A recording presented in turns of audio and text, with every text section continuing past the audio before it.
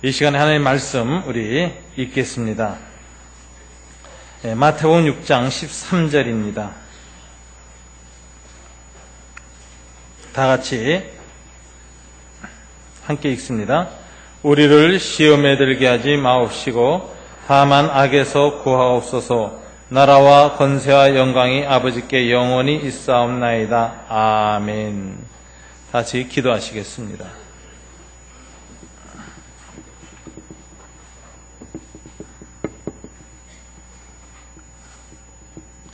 하나님 아버지 감사합니다.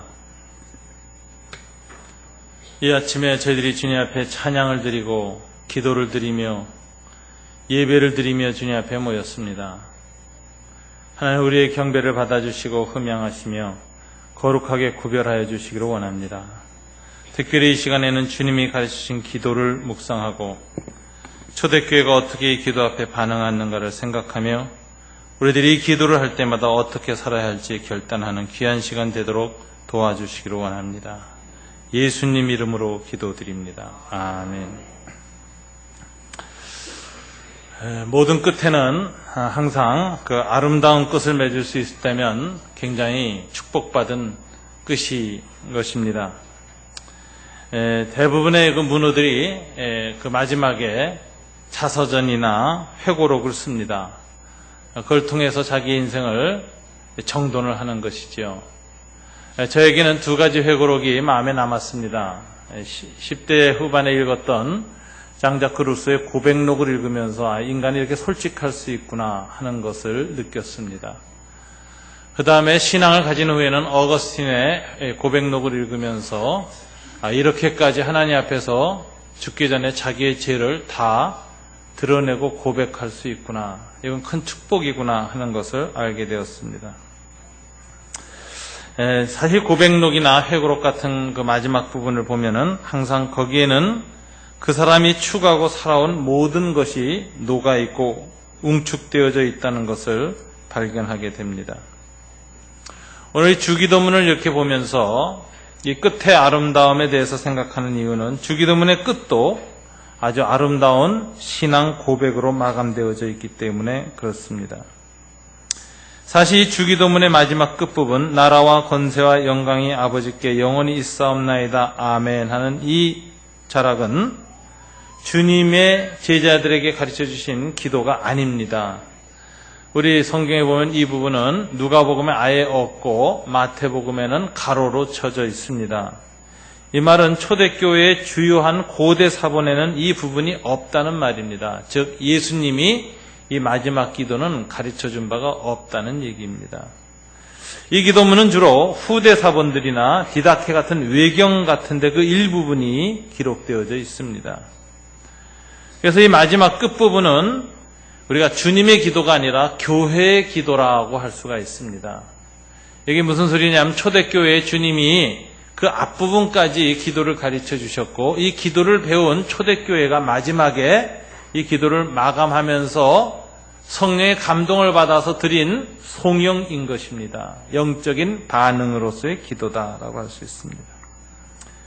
그래서 이 주기도문의 끝이 초대교회의 아름다운 신앙 고백으로 마치고 있다는 사실을 알아야 되는데 이것은 초대교회의 모든 신앙의 농축이라는 것을 알 수가 있습니다.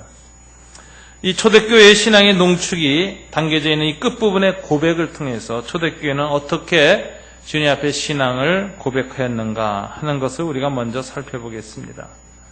첫째, 초대교회가 가졌던 가치가 오늘 본문에 나타나 있습니다. 오늘 초대교회가 주기도문을 배우고 나서 드린 영적 반응이 세 가지를 구하는 것이었습니다. 그의 나라와 그의 권세와 영광이었습니다. 나라와 권세와 영광이라는 것을 구했다는 것은 뭘 구한 것일까? 지상에 있었던 로마 제국이나 인간의 왕국들을 염두에 두고 구한 가치였습니다. 이 세상의 모든 왕국은 이 세 가지를 추구합니다. 로마도 그 통치권과 그 통치권을 시행할 수 있는 실질적인 권세와 권력과 그리고 권력으로 말미암아 생긴 영광을 추구하는 것이 세상 왕국의 본질입니다. 제가 신년성교회를 통해서 만나본 한 족속이 있었는데 쿠르드 족속의 사람이 하나 있었습니다. 이 사람이 한국에 와서 외국인 노동자로서 살다가 예수를 믿게 됐습니다. 근데 성령이 역사하셨어요. 이슬람 회개되었던 사람인데 이 사람이 성경을 1년에 3번이나 통독을 했습니다. 그리고 개종을 했습니다. 이거 놀라운 일이죠. 이 사람 똑똑한 사람입니다. 영어도 잘하고 그런 사람입니다. 이 사람을 통해서 이 쿠르드족에 관한 이야기를 듣게 되어졌는데 요즘은 이 사람이 그 쿠르드 공동체의 주일 예배 설교자입니다. 안수도 안 받았지만 쿠르드어로 설교할 수 있는 사람이 이 사람밖에 없어요. 그래서 이 사람이 지금 하고 있는데 한 10대 명이 모여서 주일마다 예배를 드립니다. 이 쿠르드족의 이야기를 들어보니까 쿠르드족이 인구가 한 3,500만 내지 4,000만 됩니다. 근데 나라가 없어요. 이 사람들은 자기네들의 땅도 원래 있었고 백성도 있었습니다. 그런데 이 나라의 통치권을 국제로부터 인정받지 못했습니다. 서방 강대국이 중동 지역이 유목민들이었으니까 나라가 없을 때 1차 세계대전 끝나고 나서 2차 세계대전 끝나고 나서 나라를 막 자기 마음대로 손을 잘랐어요. 그래서 이 쿠르드족들의 나라는 셋으로 나눠버렸습니다. 그래서 3분의 1이 이란, 3분의 1이 이라크, 3분의 1이 터키에가 있습니다. 그래서 3,500만의 쿠르드 사람들은 자기네 민족이 독립하기를 원해서 독립운동을 하는데 이게 쿠르디스탄이라는 나라를 세우기 위한 노력을 합니다. 근데 세 나라로부터 모두 잡혀가고 끌려가고 학살당합니다. 이 쿠르드 사람들의 이야기를 들으면서 생각하는 것은 우리 민족하고 비교하는 것입니다. 우리 민족도 36년 동안 나라의 통치권을 상실했을 때 땅도 있었고 국민도 있었지만 참 비참한 노예살이를 했습니다. 여러분, 고대 사회에서 그러므로 이 나라가 임하옵시고 나라가 아버지께 영원히 있습니다. 이 나라에 대한 고백이라는 것은 통치권에 대한 고백입니다. 영토와 국민이 있어도 통치권이 없으면 무력한 것입니다. 그래서 이 당시 모든 나라들이 통치권이 세워지기를 구했습니다. 두 번째는 통치권을 행사할 수 있는 권력입니다. 이걸 구합니다. 로마가 온 세계 지중해 연안 모든 국가를 다스릴 수 있는 통치권을 가졌지만 내전을 심각하게 할 때에는 실질적인 권력이 없었습니다. 통치할 힘이 없었어요. 그래서 주변 나라들을 모두 소위 친로마적인 그 자치정부를 만들었습니다. 유대 팔레스타인 지역에 예수님이 태어날 때 헤롯이라고 하는 분봉 왕이 다스렸던 것도 바로 그런 케이스입니다. 로마 내부에 통치 권력이 없으니까 약하니까 자치정부 형태로 만들었던 거죠. 그러나 아우구스투스 황제가 등극하고 나서는 로마 제국의 내전을 종식시켰습니다. 로마의 권력은 다시 강화되기 시작했습니다. 그러니까 주변 국가를 간접 통치 방식으로 내버려 뒀다가 직접 통치 방식, 식민지 통치 방식으로 전환을 했습니다. 그래서 예수님이 돌아가실 때에는 예루살렘이 본디오 빌라도라고 하는 로마의 총독에 의해서 직접 지배받는 형태가 되는 것입니다. 이것이 말하자면 통치권, 나라 다음에 뭐예요? 권력, 권세가 세워졌을 때 나타나는 현상입니다. 이 권세가 이렇게 강해지면 그 왕국에 영광이 있습니다. 로마의 도시를 가보면은 로마의 영광이 나타났던 흔적이 있습니다. 그 거대한 건축물들과 왕궁들이 그 영광을 나타내기도 하고 가장 대표적인 것은 개선문입니다. 로마의 통치 권력을 가졌던 이 장군들이 전 세계로 나가서 속주들을 점령하고 승리하고 그리고 개선할 때 거긴 보무당당히 승리한 장군들, 그 다음에 용사들, 그리고 포로가 된 적국의 왕과 귀족들이 끌려왔습니다. 개선문을 통해서 들어오는 로마의 군인들 앞에 로마 백성들은 로마 제국의 영광에 대해서 환호했고 심취했습니다. 이게 그 당시에 세상 사람들이 추구하던 가치였습니다. 초대교회 교인들은 로마 제국의 이와 같은 가치를 염두에 두면서 그들은 하나님 나라의 가치를 오늘 새롭게 구하고 있습니다. 로마 제국의 이 통치권이나 로마 제국의 권세나 로마 제국의 영광과는 다른 통치권, 다른 권세, 다른 영광을 구하고 있습니다. 여러분, 세상 나라는 그 왕권이 어떻게 형성되고 통치권이 무엇에 의해서 나옵니까? 모든 권력은 총구에서 나온다. 모택동이 말했지만 예나 지금이나 어느 나라든지 그 국가의 권력은 군대의 힘에서 나옵니다. 군국주의 국가들. 이 군사의 힘을 가지고 다른 나라를 점령해서 그 나라의 자원과 인적 자원들을 다 가져다가 유지하는 이런 경제체제, 제국주의 통치입니다. 수많은 형태의 국가 형태가 있고 통치권의 성격이 있습니다.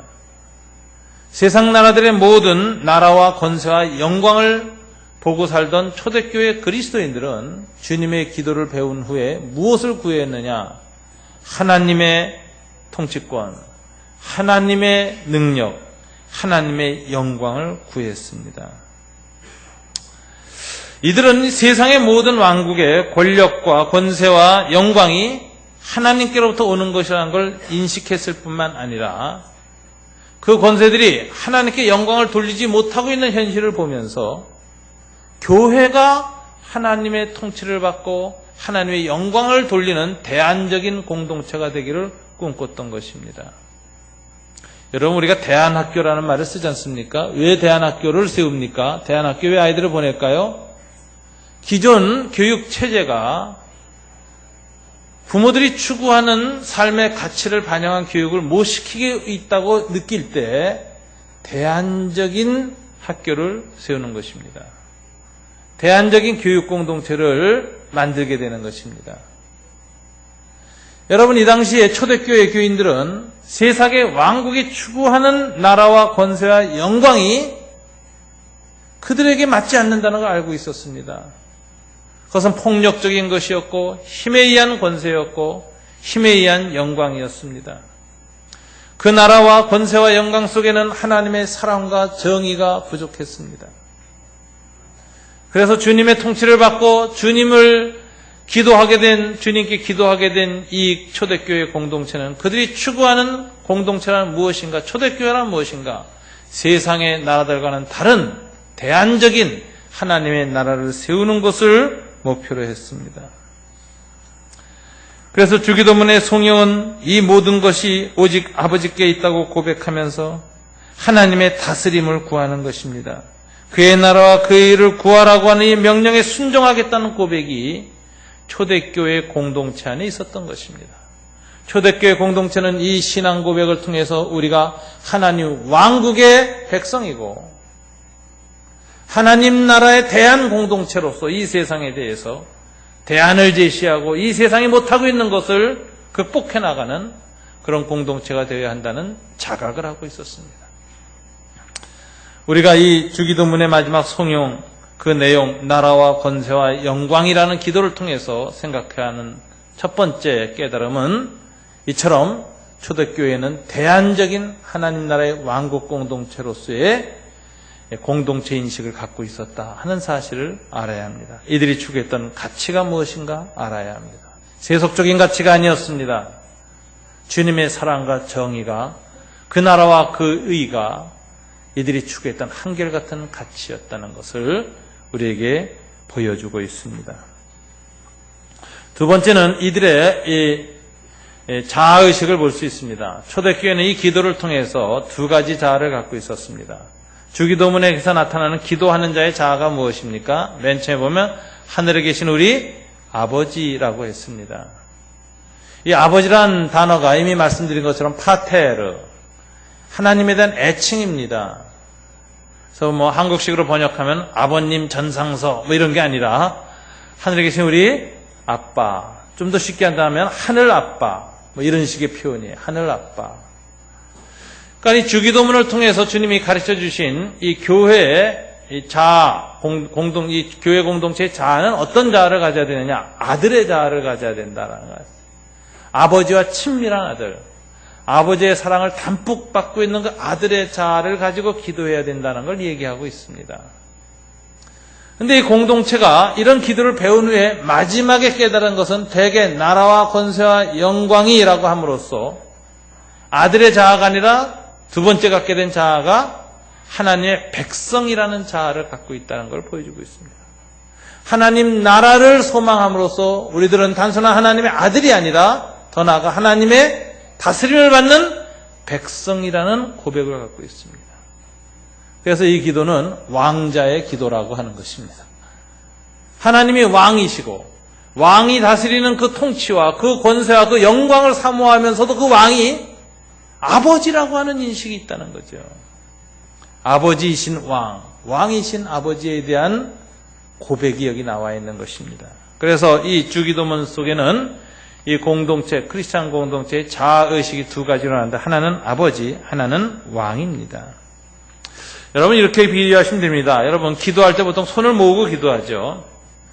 어떤 분들은 이렇게 기도하고 어떤 분들은 이렇게 기도하고 어떤 분들은 깍짓기라고 여러 가지 방식으로 손을 모읍니다. 한 손은 항상 하나님을 붙잡고 있는데 어떤 자세로 붙들고 있냐? 아들로서 붙잡는 것입니다.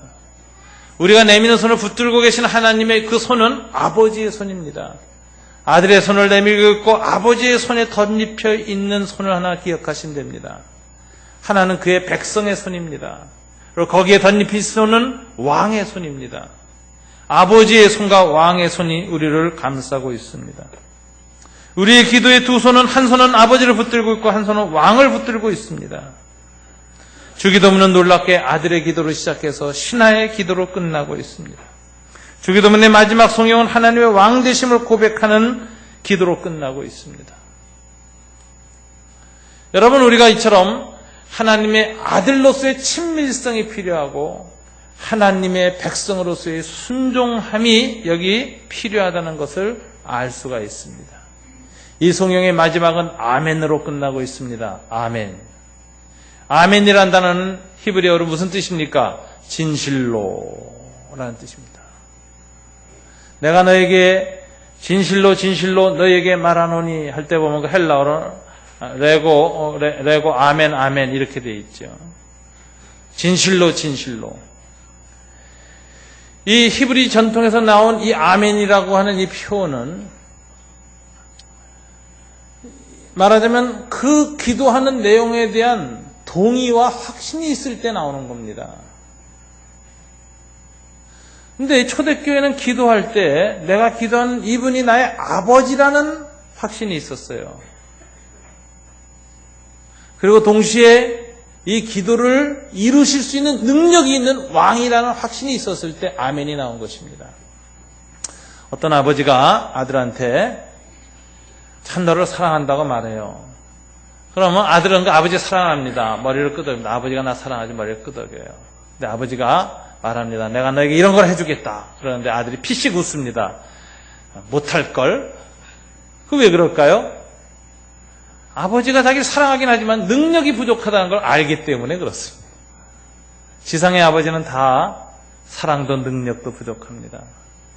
사랑한다고 애쓰지만 자기의 문제도 있고 자기의 죄도 있고 자기의 연약함이 있어서 사랑을 충분히 고백하지도 실천하지도 못합니다. 또 때로는 충분히 사랑을 실천하고 싶은 마음이 굴뚝하다도 환경과 능력이 여의치 못해서 그 사랑을 표현하지 못합니다. 지상에 있는 아버지는 다 연약합니다. 그러나 지상에 있는 어떤 아버지보다 나를 사랑하시는 그 아버지가 나를 사랑하시기 때문에 자기 아들도 희생하시고 죽이시면서까지 나를 사랑하신 그분이 나의 아버지이신 그분이 하늘에 계신 왕이라는 사실을 깨닫게 될 때에는 그분이 하는 말에 대해서 우리는 아멘 하게 되는 것입니다. 그 진실성과 그 확실성 앞에서 나오는 고백이 아멘입니다. 그러므로 우리가 하나님 앞에서 기도할 때 아멘이라는 것이 성령 안에서 강력하게 우리 속에서 터져나올 때는 언제 터져나옵니까? 하나님이 나를 사랑하신다는 사실, 그리고 그분이 이것을 행할 수 있는 능력이 있다는 사실이 믿어질 때 아멘하는 것입니다. 그래서 아멘을 함부로 하면 안 돼요. 한국교는 아멘을 함부로 합니다. 오해나 쉽게 아멘 해버려요. 그리고 목사들이 그렇게 유도합니다. 부흥회 가면 무슨 말을 하는지 모르는데 믿습니까? 그러면 사람들이 아멘 해버려요. 그냥. 전 깜짝 놀라요. 어떻게 이렇게 아멘이 쉽게 나올 수 있을까? 여러분, 파블로프의 실험에 관한 얘기 아십니까? 세뇌 이론이죠. 걔한테 밥을 주면서 종을 딸랑딸랑 흔듭니다. 그럼 이게 습관이 되면 나중에 종만 딸랑딸랑 흘려도 입에서 침이 질질 나옵니다. 한국 교인들이 아멘 할 때 꼭 그와 같습니다. 앞에 있는 문장을 생각하지 않습니다. 끄트머리에 믿습니까? 하면 그냥 아멘! 하려 그래요. 이거 위험한 겁니다. 아멘은 그 내용의 진실성과 확실성에 대한 동의가 있을 때만 하는 것입니다. 함부로 아멘 하는 것이 아닙니다. 우리 교회에 오면은 부흥사님들이나 목사님이 오면은 힘들어합니다. 왜? 아멘 해야 다음 설교가 나오는데 믿습니까? 그런데 침묵하니까 그 다음에 안 떠오르는 게 당황해가지고 그러지 아멘 해달라고 부탁하는데 그럴 땐 좀 해주세요. 도와주기 위해서 해주시는데 그 내용을 보시고 이게 하나님의 성경에 맞는 말씀인가? 그럼 아멘 하세요. 하나님이 이것을 이루실 것에 대한 확신이 주어질 때 아멘 하는 겁니다. 아멘은 신앙 고백의 완성입니다. 신앙 고백의 마지막 피어리드입니다. 그럼 아멘을 함부로 할 수가 없어요. 아멘은 내 신앙의 진실성과 확실성을 가지고 하는 겁니다. 하나님 나의 아버지이시라는 것에 대한 강한 유대감 속에서 그리고 그분이 전능하신 왕이라는 것에 대한 믿음 속에서 진실로 나올 때 아멘이라는 고백이 나오는 것입니다. 그래서 주기도문의 마지막 교회의 송영이 아멘으로 끝나는 것은 앞에 한 모든 기도를 가르쳐 주시고 그 기도를 정말 할 대상을 예수님이 아버지로 깨닫게 하셨고 그리고 그분이 왕이시라는 사실을 깨닫게 되었을 때 전능하신 분이라고 깨닫게 되었을 때 드리는 마지막 송영 그건 아멘으로 끝나게 되어 있는 것입니다. 이렇게 아멘을 하면서 갖게 되는 마지막 고백은 나라와 권세와 영광이 아버지께 어떻게 있다고요? 영원히 있사옵나이다. 세상 나라들은 공간과 시간의 싸움을 합니다. 어떻게든지 공간을 넓혀가려고 합니다. 로마 제국은 끝없이 지중해 연안에서 그 세력을 키워서 유럽 쪽으로 공간을 넓히려고 했습니다. 수많은 장군들 유럽을 정복하려고 애를 썼고 에집트, 아시아를 정복하려고 애를 썼습니다. 마카도니아 왕국을 창설했던 그 알렉산더는 아시아를 정복하는 게 꿈이었습니다. 이 그리스 사람들은요, 아시아에 대한 공포가 있었어요. 페르시아는 항상 강력해지면 그리스를 공격했습니다. 유명한 전쟁들이 거기서 나오죠. 그래서 그리스 사람들은 자기네 힘이 왕성해지면 페르시아를 공격하는 게 꿈이었는데 그 꿈을 이룬 사람이 단 하나 알렉산더였습니다. 그래서 아시아로 인도까지 오는 공간 확장의 꿈을 꾸고 왔습니다. 그러나 어느 순간에는 한계가 있습니다. 아시아의 끝도 아닌 중간도 아닌 이 정말 인도 쪽에 와서 그는 좌절하고 돌아가서 세상을 떠났습니다. 시간의 끝이 있습니다. 세상 왕국은 때로는 500년, 1000년 가기를 꿈꿉니다. 1000년 왕국이 꿈입니다. 그런데 어떤 제국도 1000년을 간 제국이 없습니다. 대부분의 나라들이 100년, 200년 만에 끝을 맺었고 500년 간 나라가 지극히 드뭅니다. 여러분, 중국의 역사 속에서 500년간 왕조가 드뭅니다. 200년, 300년 안에 다 바뀌었습니다. 한국이 독특해요. 고려 500년, 이조 500년, 신라 1000년. 우리는 보통 왕국 한 500년은 가야 된다고 생각하지만 그렇지가 않습니다. 100년 못 가는 왕조가 굉장히 많습니다. 하나님 나라는 이 그리스도인들에게 있어서는 시간과 공간을 넘어가는 것입니다. 시간의 끝, 공간의 끝까지 이어지는 왕국이 그의 나라입니다. 그래서 그것을 영원이라는 것으로 표현되어지고 있습니다. 하나님의 통치, 하나님의 권세와 하나님의 영광은 시간과 공간을 넘어서서 있습니다라는 고백을 우리 교회가 하는 것입니다. 이 믿음이 있을 때 아멘 하는 것입니다. 이 믿음이 없으면 아멘을 못하는 것입니다. 우리가 추구하는 가치가 시간과 공간의 끝을 넘어서 영원한 것이라는 확신이 있을 때 아멘 하는 것입니다. 우리가 하는 기도가 시간과 공간의 끝을 넘어가서 영원히 있을 것에 대한 확신이 주어질 때 아멘 하는 것입니다. 우린 너무나도 우리 개인적인 욕망의 실현을 위해서 아멘을 남발합니다. 그러나 초대교회의 대합창으로 끝나는 이 마지막 송영의 아멘은 하나님의 나라와 권세가 왕이신 아버지께 있는데 그것이 영원히 시간과 공간을 넘어서서 있다는 사실을 응시하면서 한 아멘입니다. 아멘은 항상 영혼을 바라보고 해야 된다는 것을 우리에게 보여주고 있습니다. 이런 예화를 든 것은 1부에서는 안 했습니다만 2부에는 특별히 좀 하게 됩니다. 중간에 제가 한 번의 상담과 기도를 하면서 마음속에 좀 생각된 게 있기 때문에 그렇습니다. 미국의 어느 부인이 의사로부터 임신 중에 판정을 받았습니다. 이 아이를 계속 데리고 임신하고 10개월 만에 출산하려고 하면 당신의 생명이 위험합니다. 혈당과 심장이나 모든 부분에 문제가 있어서 출산할 수 없다고 얘기했습니다. 그래서 아이를 유산해야 된다는 이런 도전을 했습니다. 그때 여러분이 어떻게 하시겠습니까? 크리스찬입니다. 의사도 크리스찬입니다. 기독교에서는 어떤 아이의 태아를 유산하는 것은 살인으로 정의합니다. 그 아이가 이미 잉태된 순간에 그 아이에게 영혼이 있기 때문에 사람은 생명은 자기 자신이 끊을 수가 없고 남의 생명을 다른 사람이 끊을 수가 없습니다. 그래서 생명은 오직 하나님께 주권이 있기 때문에 그리스도인이 자살을 못하는 겁니다. 그렇기 때문에 자기 목숨을 자살하는 것도 죄인데 태아의 생명을 죽이는 건 더 큰 죄입니다. 그것은 타살입니다. 살인입니다. 그건 죄입니다.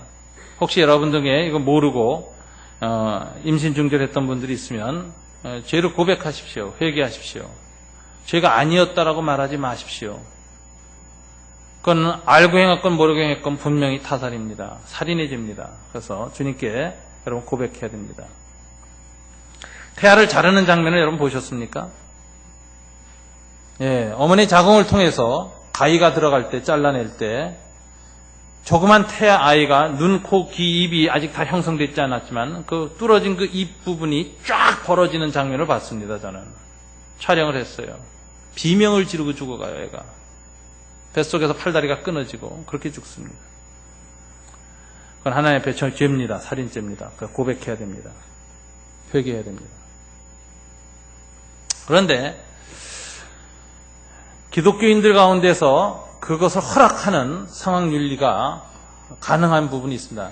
그래서 그게 죄가 아니라는 게 죄이지만 어쩔 수 없이 짓는 죄로 교회가 그냥 허락하는 부분이 있어요. 그건 뭐냐면은 둘 다 죽거나 둘 중에 하나를 살려야 할 필요가 있어 선택적 유산을 해야 될 때, 선택적 살해를 해야 될 때 그건 어쩔 수 없는 상황윤리로 받아들입니다. 그래서 엄마를 살리기 위해서 의사의 판정이 어쩔 수 없이 죽여야 된다는 거 받아들여요. 그거는 교회에서도 어쩔 수 없이 인간의 연약함과 한계를 인정하고 살인이지만 어쩔 수 없는 상황에서의 그거기 때문에 그것을 적극적으로 지지하지 못하지만 그것에 대해서 그냥 인정을 하는 그런 측면이 있습니다. 그래서 교회에서 그런 의사의 그런 결론 때문에 허락하겠습니다. 또는 어쩔 수 없죠 라고 하는 입장이 주어졌습니다. 그런데 이게 진짜 있었던 일입니다. 성령이 그 어머니에게 역사했어요. 어머니가 뭐라고 대답했냐 이렇게 대답해요. 이게 기독교 윤리학에서 자주 나오는 예화고 유명한 일입니다. 생명을 주장하시는 분 하나님이십니다. 이 아이를 살리고 나를 죽이시든지 나를 살리고 이 아이를 죽이든지 나와 이 아이를 둘 다 죽이든지 둘 다 살리는 것 다 하나님의 뜻입니다. 내가 손댈 수 없습니다. 둘 다 죽어야 하는 게 하나님의 뜻이면 죽겠습니다. 그리고 끝까지 칼 대는 걸 허락 안 했어요. 그리고 이 부모가 그 아이를 성공적으로 낳았습니다. 낳았으니까 그래도 다행이지. 둘 다 죽었다면은 이게 아마 더 큰 감동을 줬을 거예요. 야, 무서운 믿음입니다. 저는 그 기독교 윤리학 강의를 듣고 그 책을 보면서 그 예화를 보면서 소름이 끼쳤어요. 내가 이런 상황이 되면 내가 이렇게 할 수 있을까? 내가 살고자 아이를 죽인다라는 쪽을 택하지 않을까? 기독교 윤리에서는 더 완전한 생명을 살리기 위해서 덜 완전한 생명을 죽일 수 있다. 이게 상황 윤리적으로만 허락이 되는 부분이에요.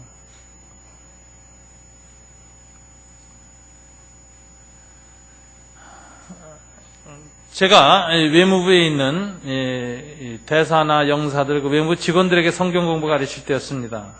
직원 중에 한 사람이 여자 집사님이었는데 결혼한 지 오래됐어요. 아이가 없었어요. 그래서 기도하다가 주변에 충고를 따라서 그렇게 시험관하기를 했습니다. 그래서 배에 아이를 착상시키고 했는데 인공수정을 하는 과정에서 시험관하기가 아니라 인공수정이었어요. 인공수정하는 과정에서 새 쌍둥이가 태어났어요. 안에 잉태됐어요. 그런데 한 아이는 그때도 보니까 한 아이가 그냥 이렇게 유산됐습니다. 그래서 우리 모두가 하나님께서 셋은 너무 힘드니까 하나님 불러가셨구나. 그래서 그 유산됐을 때 제가 위로하고 기도해 줬습니다. 하나님 뜻이니까 받아들이라고. 정말 그 가슴 아픈 부분도 있으면서 한쪽으로 또 안심도 됐던 거예요. 셋보단 둘 이렇게 생각하고. 근데 의사가 얼마 지났는데 판정이 나왔는데 유전자 감식을 했는데 두 아이가 다 기형아예요. 근데 그 기형아가 아주 독특해가지고 20살 되기 전에 둘 다 죽는 거예요. 그러니까 빨리 노쇠하는 조로증 걸려서 죽는 아이입니다. 이 엄마가 얼마나 몸부림을 쳤겠습니까? 저희 집에도 전화로 얼마나 많이 저한테 문의를 하고 상담을 했는지 모릅니다. 저는 정답을 해줄 수밖에 없어요. 저 목사한테 물어보면은 죄 지으려면 저한테 묻지 마세요. 저한테 물으면 죄가 죄인 걸 분명히 드러내 줄 수밖에 없습니다. 제가 그건 살인입니다. 딱 잘라서 죽일 수 없습니다.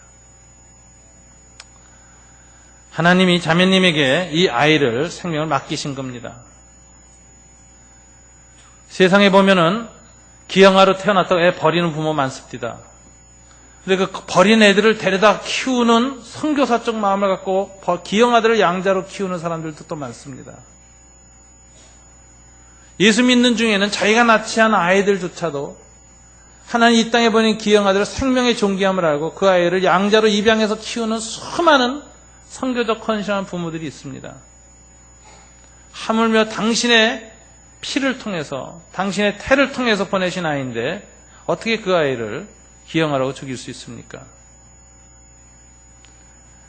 저는 그 부분에서 그 유산에 대해서 생각하는 것은 시험이 다가온 것이고 시험에 잘못하면 드는 것이라고 저는 생각합니다. 다만 악에서 구하옵소서.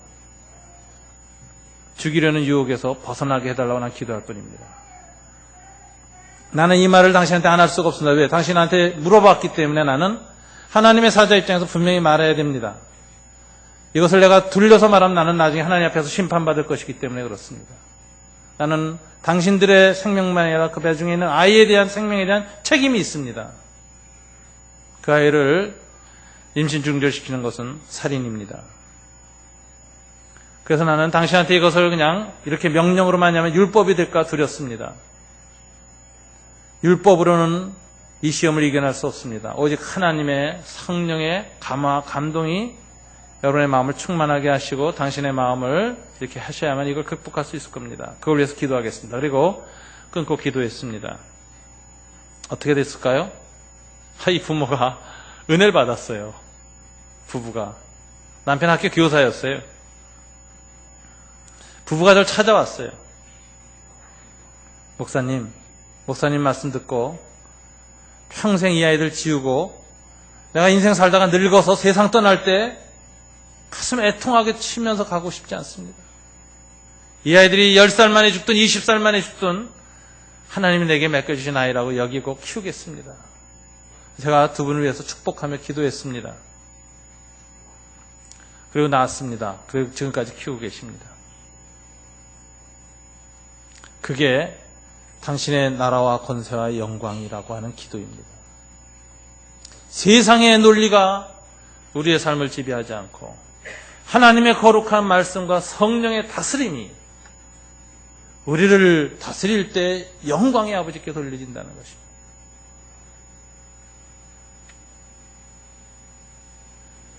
이 영광은 영원한 것입니다. 시간의 끝에서 공간의 끝에서 후회할 짓을 해서는 안 됩니다. 우리 인생의 시간의 끝에서 우리의 육신이 진흙으로 돌아가는 공간의 끄트머리에서 영혼을 향하여서 찬송과 영광을 돌리는 삶을 살기로 결단하는 것이 주기도문의 마지막 기도의 내용입니다. 대개 나라와 권세와 영광의 아버지께 영원히 있사옵나이다. 그 기도는 아버지신 왕을 향하여서 아들의 손과 신하로서의 손을 내밀고 결합하여 드리는 것입니다. 아들로서의 신뢰와 하나님의 백성으로서의 순종을 그 손 안에 들고 주님의 통치를 구하는 기도입니다. 그때의 영광이 주님께 영원히 있습니다. 그래서 초대교회는 대안적 공동체가 되는 것입니다. 세상의 가치와 세상의 법칙이 지배하지 못하는 하나님의 나라, 하나님의 왕국이 되는 것입니다. 그리고 살아가는 사람들에게 영원한 하나님의 축복이 있습니다. 저는 그런 충고를 합니다. 그 부부에게 그랬습니다. 이 두 아이가 세상에서 보면 당신들의 삶의 고통의 근원일지 모르지만 믿음을 똑바로 뜨고 바라보는 이 아이는 당신들에게 준 하나의 축복의 통로가 될 것입니다. 이 아이들은 당신들에게 복의 근원이 될 것입니다. 이 아이들로 말미암아 당신들의 삶은 새로운 삶이 될 것입니다. 그 부모가 순종했습니다. 지금까지 그 삶 속에서 영광을 돌리고 있습니다. 그 아이들이 20살이 되어서 세상을 떠날 때 하나님은 그들의 시간과 공간 끄트머리에서 영원으로 이어지는 영광을 받으실 것입니다. 이 믿음 가지고 세상 끝까지 가는 것입니다. 하나님께서 주기도문의 마지막 기도를 우리가 드릴 때 이와 같은 결단으로 드리게 되기를 주님 이름으로 축원합니다. 기도하겠습니다.